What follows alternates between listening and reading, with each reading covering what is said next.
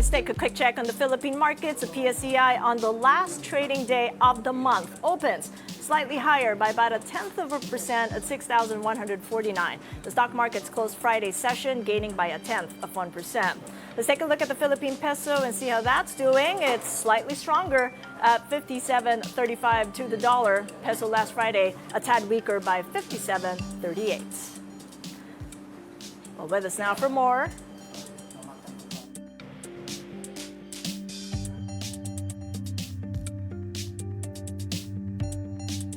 We've got Angelo Taningco, the Vice President, Research Head, and Chief Economist of Financial Market Segment, Security Bank. Well, so good to see you, Jello. Welcome to the program. Thank you for having me, Kathy. So, what do you think?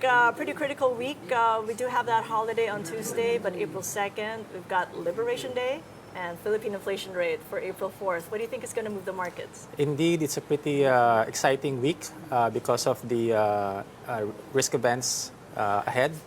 And more importantly, among investors globally, they will await for details surrounding the reciprocal tariffs that U.S. President Trump has proposed, as well as the effectivity of the U.S. Auto tariffs, which would also have a bearing on many of the major trading partners of the U.S. And locally, we'll also see Philippine PMI that for the month of March, and we view the Philippine PMI as a leading indicator of economic growth. So we expect the PMI reading to remain close to 50, which if it's above 50, then it's an expansion mode, and we expect the Philippine GDP to continue its positive trajectory this year, and also including the first quarter. Furthermore, we'll see the March CPI inflation print. Our in-house forecast is 2%, and that is the lowest reading since September's 1.9%. It is. Well, I'm looking forward to that holiday tomorrow first. Okay, yes, yes. But then, yes, on April 2nd, we do have the PMI for the Philippines. The inflation print, 2%. You recently lowered that from a little bit higher, I believe. What convinced you to do so, though? We continue to see rice prices on a downtrend, and that's because of the ongoing rice importation, as well as the injection of local rice supply coming from our National Food Authority. Furthermore, global rice prices have been on a declining trend, and that's good in terms of tempering rice inflation, which has the most important contribution to the food inflation overall.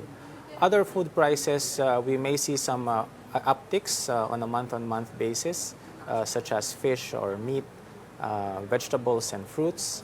But we also saw the local petroleum prices, especially in the first 2 weeks of March, declining. And that's thanks to the global oil prices also subdued at that time. And lastly, we also saw the peso appreciation, which lowers import costs and therefore contributes to the disinflation of the Philippine prices. So pwede pa mag-extra rice? Yes. Because it's the cheapest that we've ever had it. But what impact would that have on the Bangko Central's decision, though? Some are saying 25, others 50. There are some who say no move. Right. We continue to expect the central bank to resume its monetary easing as early as April 10.